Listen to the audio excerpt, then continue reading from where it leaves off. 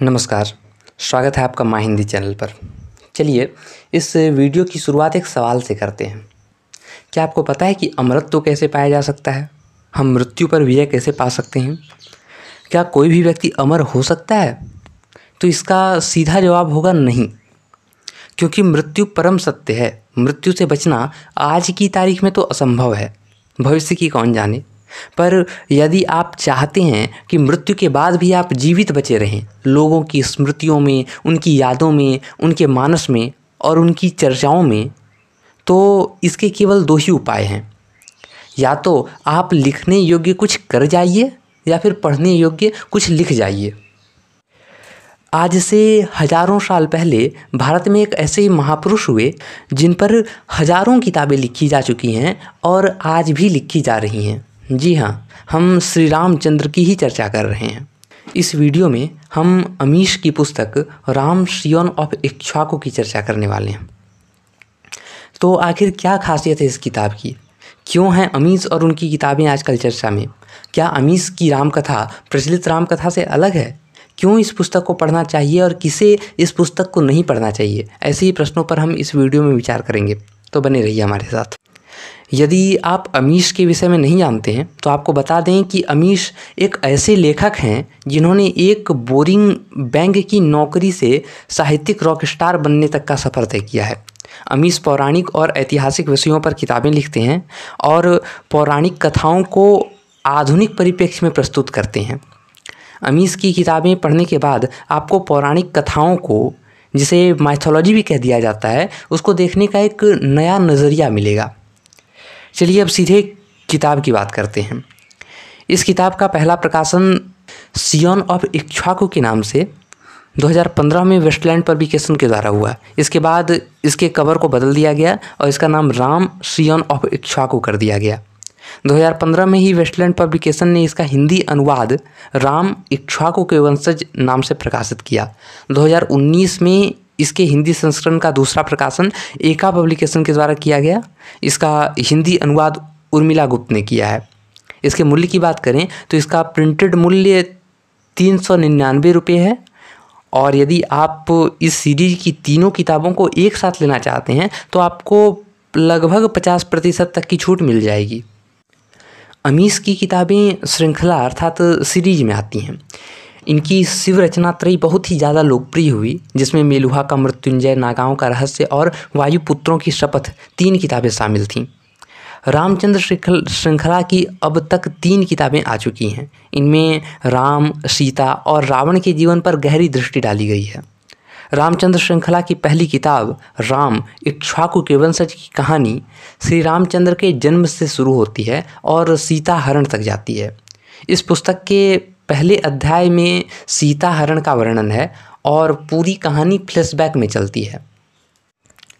उत्तर भारत में हम जिस राम की पूजा करते हैं वो तुलसी के राम हैं, जो अवतारी पुरुष हैं, जिनके अंदर कुछ दैवीय शक्तियां हैं। परंतु अमीश के राम मानवीय राम। वो एक साधारण राजपुत्र हैं जो कानून की रक्षा और कानून के पालन के लिए कटिबद्ध रहते हैं। कानून के प्रति उनकी दीवानगी अद्भुत है। इस उपन्यास का प्रारंभ करछप के युद्ध से होता है, जहां दशरथ और रावण का युद्ध हो रहा है, और इस युद्ध में दशरथ बुरी तरह पराजित हो जाते हैं। और ठीक उसी दिन अयोध्या में कौशल्या अपने पुत्र को जन्म देती है। दशरथ और कौशल्या के इस पुत्र का नाम राम रखा जाता है। पर राम का बचपन बहुत ही कष्ट में बीतता है, क्योंकि अयोध्यावासी और स्वयं दशरथ करछप के युद्ध में हार का जिम्मेवार राम को मानते हैं। राम का जन्म अयोध्या के लिए अशुभ माना जाता है और अधिकांश अयोध्यावासी राम से घृणा करते हैं। पर आगे चलकर राम अपने व्यवहार और कानून के प्रति अपनी निष्ठा के बल पर अयोध्यावासियों का हृदय जीत लेते हैं। राम, भरत, लक्ष्मण और शत्रुघ्न चारों भाइयों का अपना अलग व्यक्तित्व है और चारों की अपनी विशेषताएं हैं। राम तो मर्यादा से जीने वाले हैं ही, साथ ही अच्छे धनुर्धर भी हैं और वीर भी हैं। स्त्रियों का सम्मान करते हैं और बहुपत्नी प्रथा के दौर में वे केवल एक ही स्त्री के साथ जीवन गुजारना चाहते हैं। भरत का व्यक्तित्व राम से कुछ अलग है। भरत कानून की सख्ती से अधिक आवश्यक व्यक्ति की स्वतंत्रता मानते हैं। भरत आकर्षक व्यक्तित्व के धनी हैं और लड़कियां उनसे हमेशा आकृष्ट होती हैं। भरत के जीवन में एक छोटी सी प्रेम कथा भी आती है और राम को पढ़ते हुए आपको भरत की प्रेमिका राधिका को जरूर याद रखना चाहिए, क्योंकि आगे सीता में भी उसकी विशेष भूमिका है। लक्ष्मण स्वभाव से उग्र हैं और कोई भी अन्याय बर्दाश्त करने के पक्ष में नहीं है। वो अपने भाई राम से बहुत प्रेम करते हैं और राम की हर एक बात मानते हैं। सबसे अलग और सबसे मज़ेदार चरित्र आपको शत्रुघ्न का लगेगा, जिसे किताबों और पांडुलिपियों से बहुत प्रेम है। उन्हें अध्ययन से फुर्सत नहीं है और सही मायने में उन्हें इंसाइक्लोपीडिया कहा जा सकता है। इस उपन्यास में अमीश ने कई प्रसंगों को छोड़ा है और कई प्रसंगों को उन्होंने अपनी कल्पना के द्वारा जोड़ा भी है। जैसे दिल्ली के निर्भया कांड को उन्होंने राम कथा में जोड़ने की कोशिश की है। इस उपन्यास में राम की एक मुंहबोली बहन रोशनी के साथ दुष्कर्म होता है, पर कानूनी दांवपेच के कारण मुख्य अपराधी सज़ा से बच जाता है। इसके बाद जनाक्रोश, संविधान और न्याय के बीच विवश राम किसका पक्ष लेते हैं, यह देखना आवश्यक है। अमीश ने राजा जनक के धनुष यज्ञ और सीता स्वयंवर को भी बिल्कुल अलग ढंग से प्रस्तुत किया है। इस उपन्यास में सीता कोई सुकुमारी राजकुमारी नहीं, वो तो एक योद्धा और मिथिला की प्रधानमंत्री हैं। इस स्वयंवर में रावण भी आता है और वह मिथिला पर आक्रमण भी कर देता है, और उसके बाद राम और सीता कैसे रावण का मुकाबला करते हैं, यह जानना बहुत रोमांचक है। राम कथा सुनते हुए आपके दिमाग में एक प्रश्न जरूर आया होगा कि राम का वनवास 14 वर्षों का ही क्यों था। इस प्रश्न का उत्तर अलग अलग लोग अलग अलग तरीके से देते हैं, पर इस उपन्यास में आपको इस प्रश्न का एक विश्वसनीय उत्तर मिलेगा। इसके लिए किताब तो पढ़ना बनता है। अमीश ने अपनी किताब में एक और धारणा को तोड़ने का प्रयास किया है।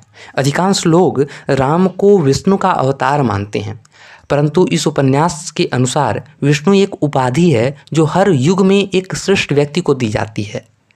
राम और सीता दोनों इस पद के लिए योग्य उम्मीदवार हैं। अब कौन इस उपाधि को प्राप्त करेगा, इसका उत्तर तो हमें आगे मिलेगा।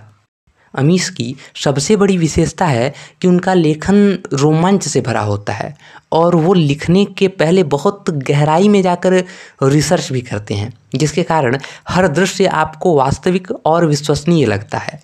इस उपन्यास में आपको न केवल राम कथा का ऐतिहासिक पक्ष मिलेगा, अपितु दार्शनिक स्तर पर भी आपको बहुत कुछ जानने को मिलेगा।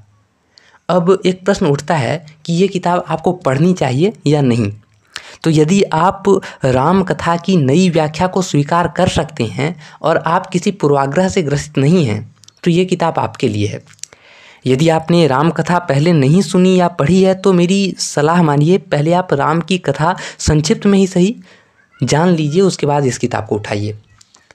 यदि आप केवल कथा वस्तु के लिए रामचंद्र श्रृंखला को पढ़ना चाहते हैं और आपका बजट कम है या आपके पास समय कम है, तो आप इस सीरीज की दूसरी पुस्तक सीता मिथिला की योद्धा से भी शुरुआत कर सकते हैं। आपको कहानी से जुड़ने में कोई बाधा नहीं होगी। जल्द ही इस सीरीज की अगली किताब की समीक्षा भी इस माँ हिंदी चैनल पर उपलब्ध होगी। अंत में आपसे एक आग्रह है, नहीं लाइक सब्सक्राइब नहीं, वो तो आप कर ही देंगे।